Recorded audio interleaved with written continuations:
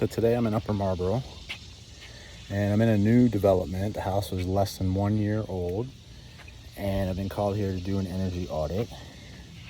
And I guess the question is going to be, do you need an energy audit if you just bought a new home? And I'm going to try to figure it out. So I'm outside doing the outside portion of the audit, and I'm going to see if I can switch this around. There are two machines here, and this is just for your own knowledge. Just because a machine is bigger than the others doesn't mean that it's actually sized larger, because you'll see here the two machines that I'm looking at. One is a 2.5 ton and the other is a 3 ton, but the smaller one is the 3 ton.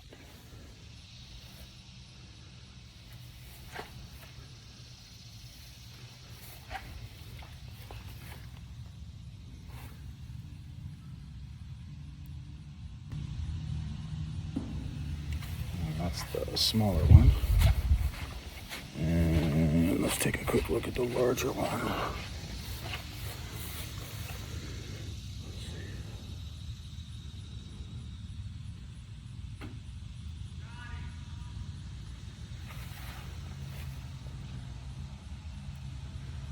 And the larger one is a 2.5 ton.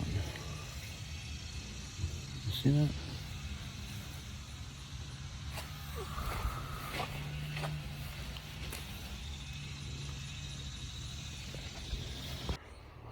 So now I'm in the garage of this new house, and there is a hatch.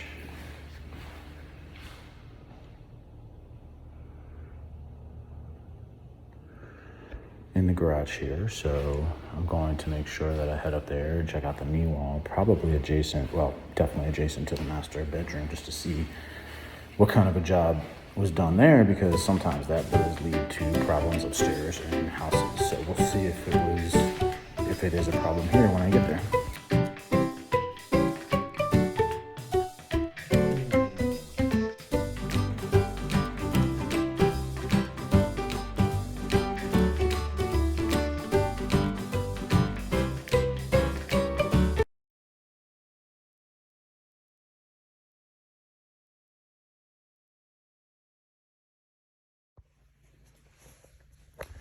So now I'm in the basement and I see some air sealing and I see mastic done on the ducts, but it leaves a little bit, I think, to be desired. Not to be a stickler, but I'm going to go ahead and point out a few things. For example, the way I was taught with the duct mastic, when you look at it here, you kind of see how it's been painted on, but not a nickel thick. And I guess, there is a point where you could say there's overkill, but even when you get closer to the handler, there's a few things here where you can see it's a little bit thicker, but still leaves just a little bit to be desired. And then I'm going to check out the air sealing next. So I decided not to check the rim joist yet, the air sealing up there. I'm going to go ahead and do the gas lines because I took a quick detour to go upstairs. But interestingly, in this brand new house, you'll see here, I test, I think I found a leak.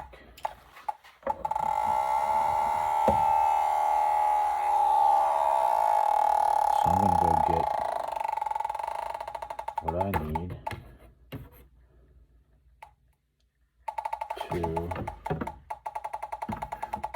check that. All right, let's take a look here.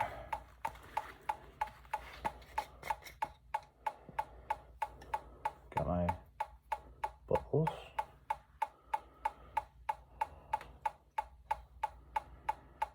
Oh yeah.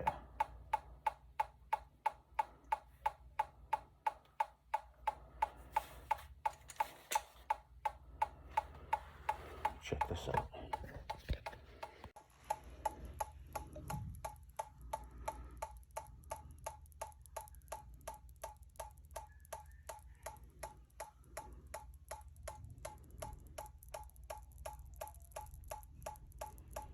got a small leak. I'm going to let the customer know. I'm going to mark it with blue tape.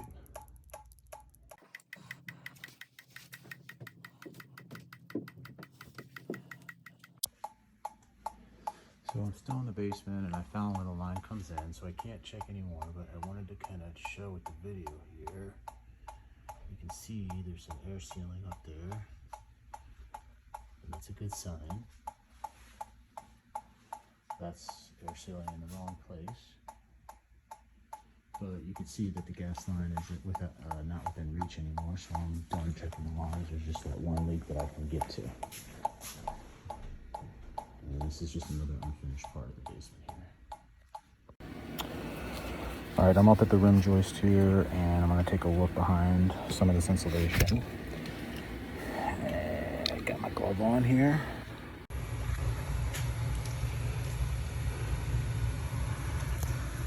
So let's see what they did behind here.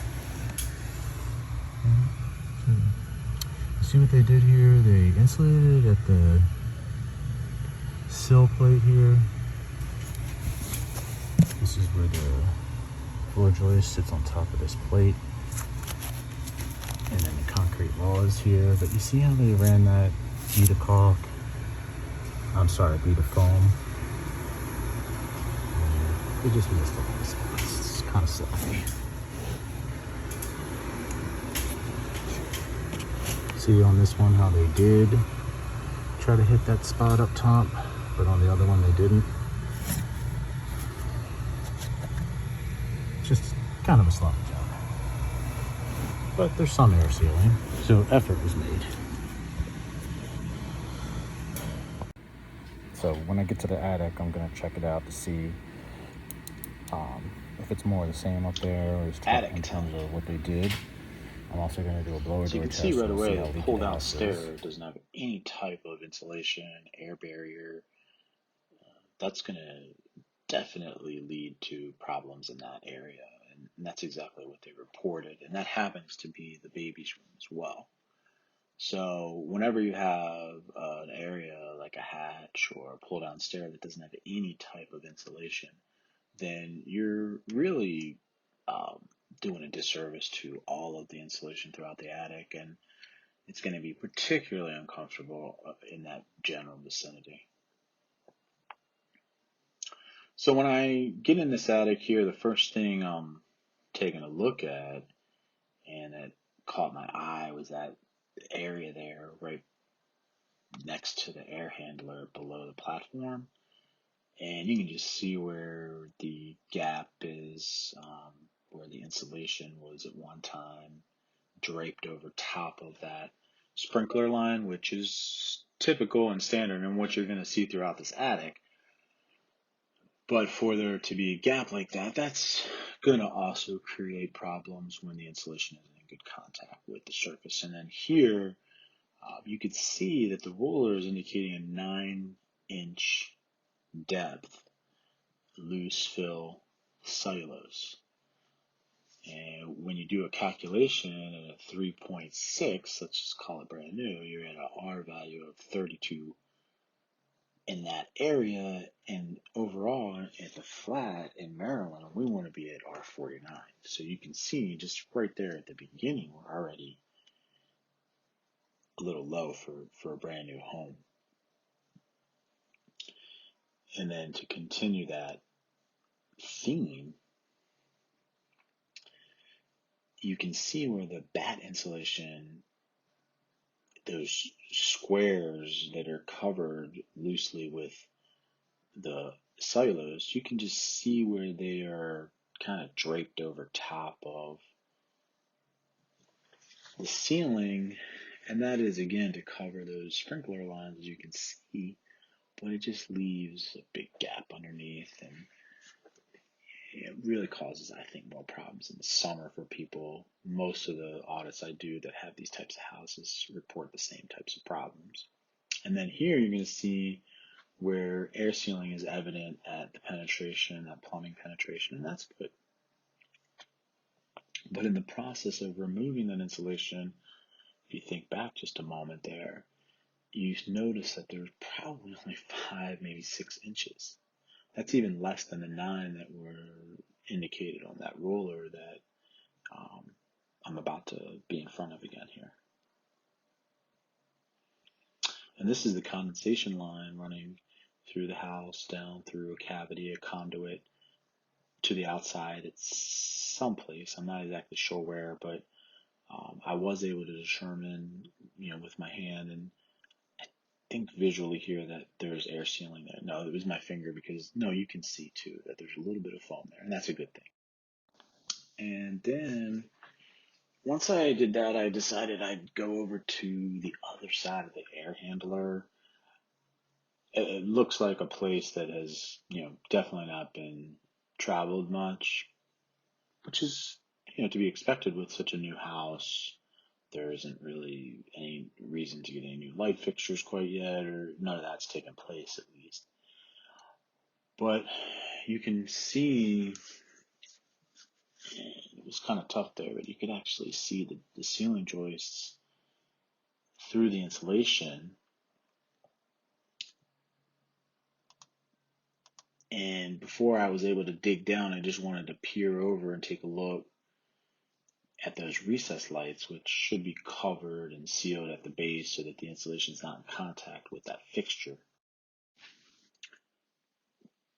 And then I finally knelt down and did a little digging, and once again here you can just see that there just wasn't enough insulation in there.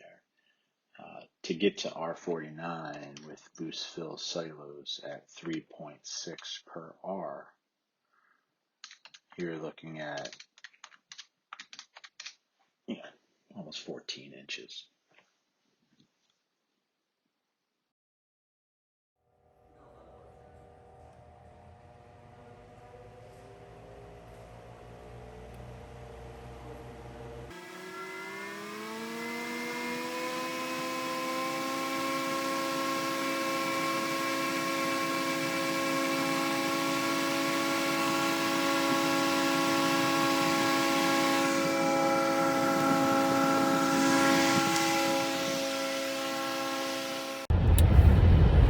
All right, so just left the energy audit and wanted to give a couple of final thoughts to what I saw. And what it was is this house was pretty much brand new. They moved in September into the house, and they were feeling they went through the winter and everything was fine, according to the homeowner. Didn't really have any problems, a few drafts here and there, but nothing major. But it was when they got to the summer and it was really, really hot upstairs on these hot days, and they just felt like with a new house there's got to be something that could be done. So they had an inspector come out, and the inspector took a look, and I think he probably knew just enough to tip him off that, hey, look, you should get an energy audit, get somebody out here who can assess this, because it's just some things don't look right to me. And he was dead on, because there were four things that contributed to the problem today for this homeowner. And a couple of them, or one of them, two of them you can't really avoid, and one of them you can fix. The other I've got to do a little more research on whether you can fix, to be honest. But two of them I think are definitely things that maybe should have been done, or at least could have been done a little bit better. So the first thing is, I went up in the attic, and when I first got up there, the first thing I noticed is, they had one of these rulers in the insulation, and it read 9 inches on loose fill cellulose. And loose fill cellulose is a 3.6 brand new R value per inch, 3.6 R value per inch. So right there, 9, you're under insulated. I did the math. I think it was R32. Let me do it. Yeah, 32.4. So that was number one. That's right there staring you right in the face when you get up there, because there's a platform for the air handler. And then I kind of looked a little bit more, and I could see another yardstick, and it was reading about 10 or 12 inches. So I was like, okay.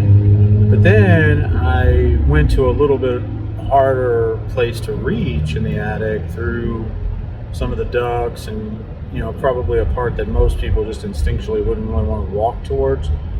And I stuck my finger in and I felt the ceiling at about maybe 5 inches or 6 inches, it felt like. So I think there's... In a quarter mile, use the right lane to take the I-95, I-495 ramp to Baltimore College Park. I think that's the number one problem there, is that there wasn't enough insulation, because we want to be R49. I think that's around 13 inches if I'm not mistaken, maybe a little bit more, with loose fill cellulose in Maryland. Now the next thing that I think is a big contributor to the problem, and it happens use the right lane to take the I-95 ramp right in the baby's room, is that it had a pull down stair that didn't have any type of insulated cover. It was really just a huge thermal in a quarter barrier. mile, merge onto I-495 north, I-95 north. And I was explaining to him that when you're missing insulation in a portion of your attic like that, I think it was probably a 2x5, maybe 2x6 area, that really can bring down the performance of the insulation overall. And he kind of said it back to me, and he said, the homeowner that is, he was like, continue on I-495 north so what for you're 5 miles. saying is that the insulation is only as good as the weakest link. And yeah, I mean, it's kind of like that. I mean, you're not going to have zero insulation or zero R value for your entire attic if you're missing insulation in 12 square feet. But yeah, it's going to bring down the team for sure. And then I think the third problem in this house that was leading to a hotter upstairs was the windows. There were two really big windows that, and I don't know exactly which way the house is facing. I'm going to find out and I'll put it in this video. But when I was there, which I arrived at 10 and left here around 12:30, the front of the house was getting a tremendous amount of sun. There's, it's a new neighborhood. There weren't a lot of trees, and there's a big window, a big shaped, what do they call them? A picture with a half circle at the top. I don't even remember what they call it, but I think the window has low E, but it was definitely feeling a little warm in the foyer. And then secondly, in the master bedroom, in the dormer windows, sort of like 3 double hung windows, I think, with a picture or a half circle on top. And that was also a warm spot. I took a few thermal images of that. So those were 3 things. And then the 4th thing, and this is what I tell people, and I got to do some research on this one, but the houses nowadays have sprinkler systems. And it's like I tell people, it's a great feature. It's a safety feature. It helps you tremendously from that standpoint, and probably makes it the most important feature. But on the flip side, the way they treat the areas where the sprinkler line runs, which, gosh, is usually like a few inches off of the drywall ceiling, they drape the back insulation on top of it. And what happens is, what I've been telling people a lot is that insulation needs to be in contact with the surface for it to really work. So when you have these long runs in an attic where they're draping maybe 3-4 foot pieces of rolled insulation over top of a rigid sprinkler line, it leaves a humongous gap. And they're filling it in with cellulose, but I mean, it just leaves a lot of spaces and gaps. And I think that's another major issue with insulating new homes. So those are the 4 things that I believe were the problem. And he's going to call the builder, and I'm going to write the report, and then he's going to call the builder and submit everything, and we'll see where we go from there. I hope he gets it all taken care of through the builder, but if not, then